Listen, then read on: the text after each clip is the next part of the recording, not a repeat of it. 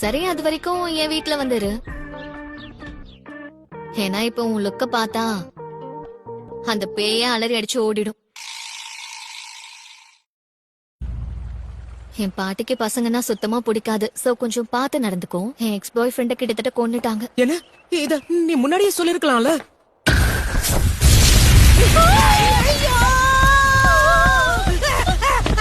டேய், உனக்கு என்னடா ஆச்சு?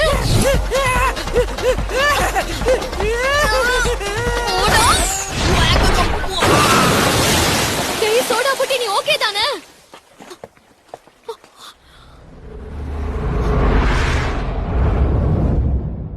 ஒருவேளை இது என்ன மன்னிச்சிடுற தம்பி.